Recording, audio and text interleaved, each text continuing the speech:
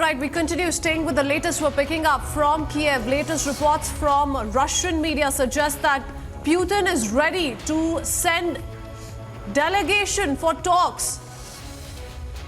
That's the latest breaking news input that we are picking up on Republic TV, breaking down all the details of how reports are suggesting that Putin is ready to send a delegation to Kyiv for talks. Rhythm also continues to be with us. Rhythm, yes. Fast-paced developments indeed, because, just a short while ago, we were picking up information of how Putin has said, look, if you don't put down arms, we're not in for talks. But now we are being told that he's ready to send a delegation for talks to Kyiv. Absolutely. Christine, what we're trying to get a sense of is whether Putin is going to have talks with Ukrainian President Zelensky, who apparently through reports has been stated is in bunkers in Kyiv. A clear indication from earlier on when after he had talks with Beijing, whether Putin would be ready to have talks with Kyiv. And now the latest bit of information says Putin is ready to send a delegation for talks to Kyiv. This means two things. Either the global pressure and sanctions are working, or whether the talks with Beijing have had a different effect on Putin have to be seen.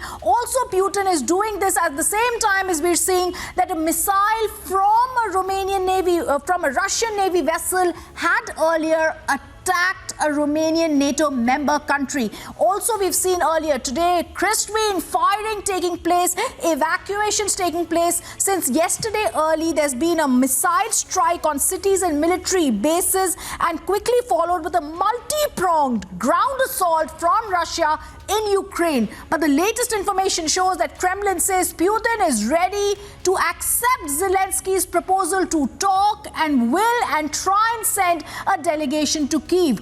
Is this going to be bona fide? Is this going to turn into a reality? As our defense experts, viewers will tell us, we give you this bit of information that we're getting you reports from the war zone where evacuations continue. Our reporters across Ukraine and Kyiv all right, giving us Captain details. Alok Bansal, I believe, is joining us on this broadcast. Captain Bansal, we're picking up a lot of developments, and what everyone is looking out for is whether or not any diplomatic off-ramps are still available. In the latest, we are being told, after Putin indicating that he's not in for talks, he's now ready to send a delegation for talks to Kyiv. What do you make of the current situation, sir?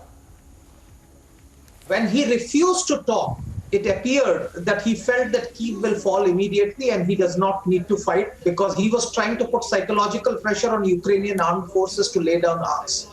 The latest reports indicate that President Zelensky is in bunker. So that shows that they are willing to fight.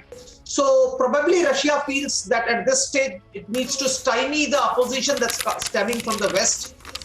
Meanwhile, they'll still continue to try and take over Kyiv, because if Kyiv falls, Russia will be free to install a government of its own choice.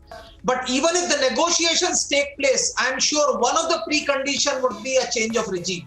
That's likely to be there. And one of the prime candidates who can be brought in could be Viktor Yanukovych, who was the earlier president, or anybody who was allied with him earlier could be brought in. And I have been saying this for since yesterday morning, that the way Russian attack has been launched, because there are 8-pronged attacks from north in Russia and 3-pronged attack from Belarusian territory.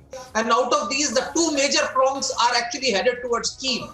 That shows that their main aim is to capture Kyiv, because capturing Kyiv will give them that decisive diplomatic victory where they can bring in a change of regime and then negotiate with the newly installed regime and then claim victory or claim justification for bringing in troops into Ukraine.